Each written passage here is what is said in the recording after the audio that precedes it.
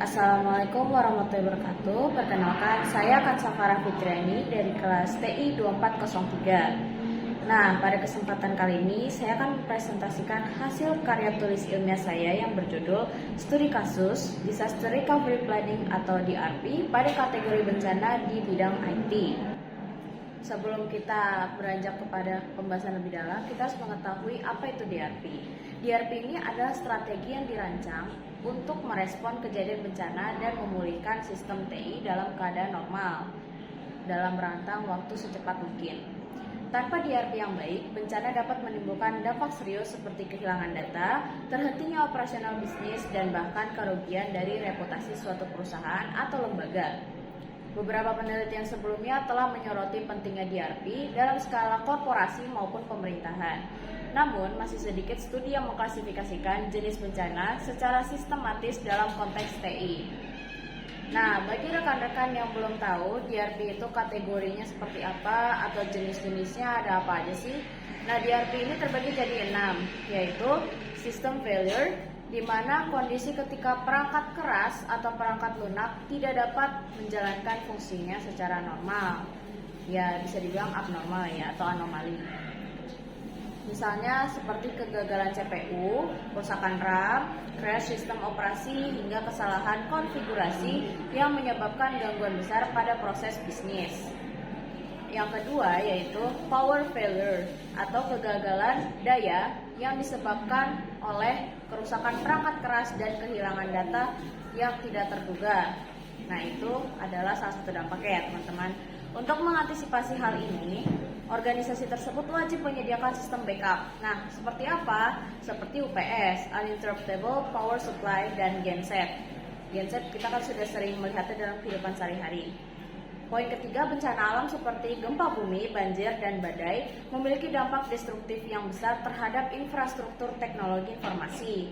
Oleh karena itu, organisasi yang berada di wilayah rawan bencana harus mengintegrasikan sistem DRP yang mencakup lokasi pemulihan, di mana disaster recovery site itu ada di area yang berbeda. Nah, yang keempat, ada fire atau api yang berasal dari korsleting listrik atau peralatan elektronik yang panas, dan bisa juga dari faktor eksternal dapat menyebar dengan cepat, membuat upaya penyelamatan data menjadi nyaris mustahil jika tidak ada sistem proteksi yang memadai. Yang kelima, ada human error. Ya, ini meskipun terlihat sepele, dampak dari human error ini bisa sangat luas ya teman-teman, dan memerlukan waktu lama untuk dipulihkan. Strateginya apa? Strategi pencegahan terhadap human error ini dapat diliputi melalui pelatihan rutin bagi staf TI, pembatasan hak akses sistem, serta penerapan prosedur standar operasional atau SOP yang ketat. Yang keenam dan terakhir ada theft, sabotage, and system virus. Nah, kategori ini mencakup serangan internal maupun eksternal.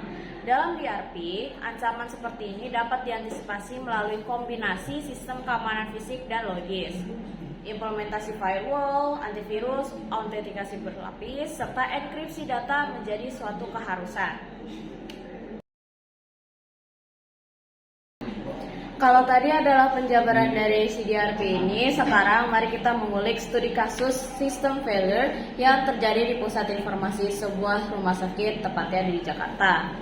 Nah, sebelum bencana, rumah sakit ini sebenarnya sudah memakai sistem informasi yang terintegrasi, tapi hanya bergantung pada satu server tanpa failover dan backup yang belum otomatis, sehingga sangat rentan terdapat sistem failure. Nah, ketika server utama ini rusak pada pukul 10 pagi, seluruh layanan digital lumpuh total, dari pendaftaran pasien hingga akses rekam medis. Staf ini terpaksa beralih ke pencatatan manual yang memperlambat pelayanan dan meningkatkan resiko kesalahan. Nah, dari sini kita bisa menarik kesimpulan bahwa DRP atau Disaster Recovery Planning sangat krusial dalam menjaga keberlangsungan sistem informasi, terutama di lingkungan kritis seperti rumah sakit. Kesiapan infrastruktur cadangan, kebijakan backup yang baik, serta pelatihan rutin bagi staf TI terbukti mampu mengurangi dampak kerugian secara signifikan. Nah, implementasi DRP yang tepat tidak hanya meminimalkan downtime, tetapi juga mempercepat proses pemulihan operasional. Oleh karena itu, setiap organisasi atau perusahaan maupun lembaga perlu secara rutin menguji DRP, memperbarui kebijakan keamanan, dan memastikan seluruh tim siap menghadapi berbagai skenario bencana. Demikian presentasi dari saya, kurang lebihnya mohon maaf. Wassalamualaikum warahmatullahi wabarakatuh.